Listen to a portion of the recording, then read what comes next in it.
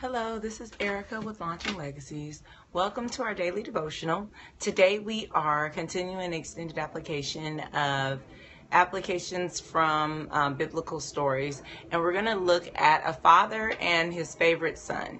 So we're going to look at Genesis 37, and I know we're still in the Old Testament, but soon we will move into more stories from the New Testament, so just bear with us.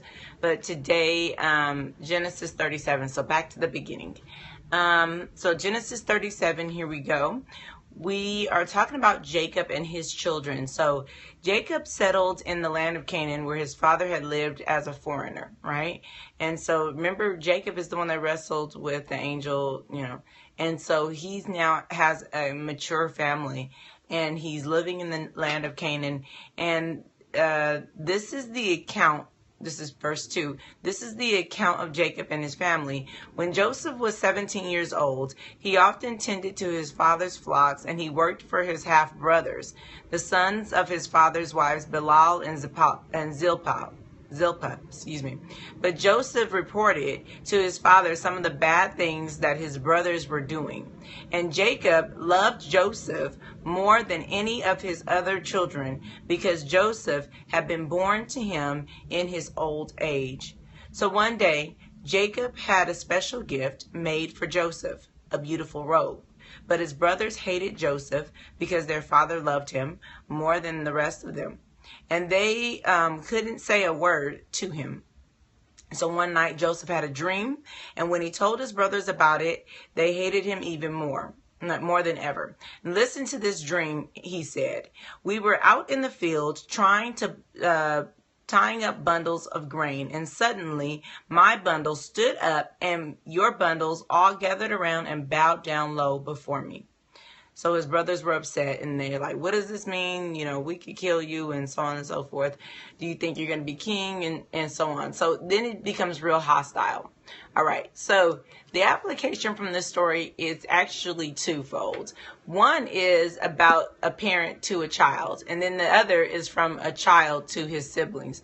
So we all are someone's child, and many are parents or have engage with the parents. So this application is very universal. But let's look at what's happening here. So Jacob, even though he's old, does something that is really a problem for his son, and it ends up being a problem that is bigger than he can even understand. Jacob favors one child over the other, and so that we know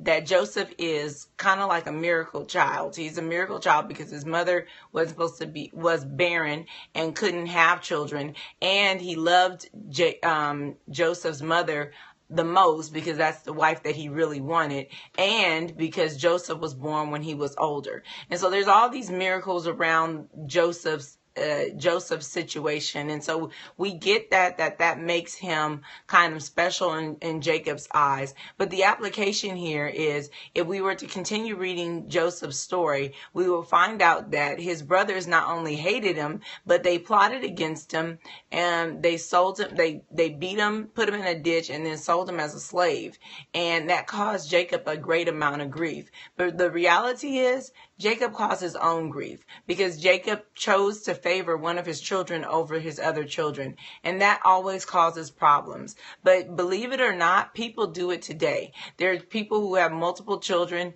or multiple people in their family, and they decide that, okay, this person I like or I can tolerate more than this other person, and they forget to empathize with the person that's being disregarded as a favorite. And so maybe you are thinking, yeah, this is a great application for somebody else, but it has no pertinence to me. And I would say, be mindful that when you have a favorite, when you have any person that you prefer, everybody will be able to identify that. It'll be obvious. And sometimes the reason why God says he's not a respecter of persons, meaning he doesn't have a person that he positions or puts higher than other people, is because he knows the damage that does to the human condition. And so the application from this story is, for one, from Jacob, to his children, that his choice to make Joseph a favorite and get him this coat of many colors and feel like he's making him an informant on his brothers and their bad behavior, engaging in that dialogue and being a part of that behavior becomes a real problem. And now I work with a lot of young people when I'm counseling, and I'll tell you this, children know.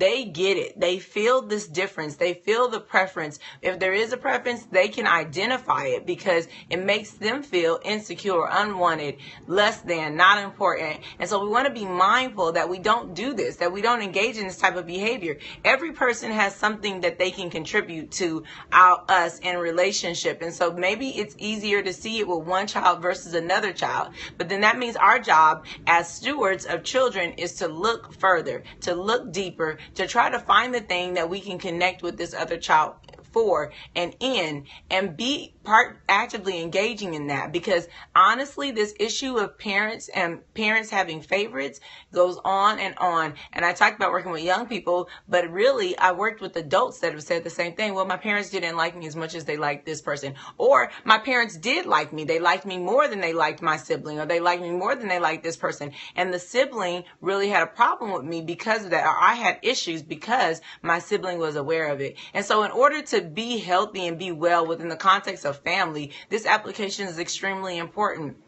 Here goes it. Don't choose favorites, because a favorite always means somebody's not the favorite. And that decision can be very painful. It can be very hurtful. And typically it does damage to a person's self-concept and their way of that they think about themselves. Because if my parent doesn't choose me, then what? This is my parent that loved me, that birthed me, that's mine. If they don't choose me, then what does that mean about me? As opposed to a child saying, well, I don't know, my parents seem to love us all the same. It's a much more neutral position to say, oh, they loved us all the same. And you might be thinking, well, one child might do more. That doesn't mean that they're meriting love. We don't work for our love, right? Well, but you just don't know how that one behaves. Behavior is not a condition in which we determine whether or not we love a person. That's not how that works. And so we choose to love no matter what. No matter what the conditions, and we don't choose to love one person over another. So we have to be mindful of what happens here. And we get it because Jacob is old and all of these dynamics make him really in tune to the idea that Joseph is around. But that being really in tune to that and choosing him as a favorite becomes very detrimental for Jacob. Now later on it saves their lives, and so all things do work together for the good. But you have no idea how much pain and suffering might come before that good. And the truth be told, God could have saved them another way. He didn't necessarily have to put Joseph into captivity. It's what he chose to do. That's how it worked. But we have no idea. And so we don't ever take action and think, well, I'm sure God will make it work out at the end. No, as much as possible, we should be doing what's good. And in this situation, Jacob is making a bad decision and favoring Joseph. But here goes the second part. Joseph is also making a bad decision. He knows that his brothers have animosity toward him because he knows that he's always telling on them. He knows that he's always, he was the favorite. He knows that there's a big problem between him and his brothers. But as soon as he gets the opportunity, not only does he tell on his brothers, and it sounds like he's telling on things that don't have anything to do with their safety. So he's tattling. But in addition to tattling, he's also going back and he's sharing these dreams that he has, as if those dreams are something that he needs to share. The truth of the matter is, yeah, the dreams are going to be fulfilled. That's true. What's going to happen and what happens in the dream does become fulfilled, but it would have been fulfilled if he hadn't told his brothers. It would have come true even if he hadn't shared it. And given the nature of the dream, it's sometimes important that you recognize that sharing everything isn't always a good idea, especially when there's already a rift between you and another person. Some things we need to learn to keep to ourselves. So Jacob and Joseph have the same problem. In this situation, they're not using wisdom and applying it to an interpersonal relationship to recognize where the relationship already is and what will make it better or worse. And it's important that we do that we're mindful of other people and their condition. What state is this relationship in? How much can it handle? Because if it can't handle me telling you that your bale of hay is going to bow down to my bale of hay, by all means, let's not share that, because that's not going to be helpful. But at the same time, it's important that we are able to recognize too, when we have an ought with our brother. Joseph could have resolved this ought with his brothers by just being more normal.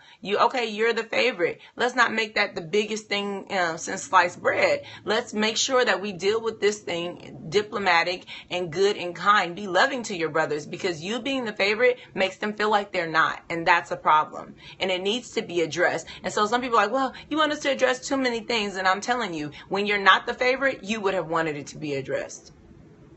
So we have to think about that. How do we consider others before we consider ourselves?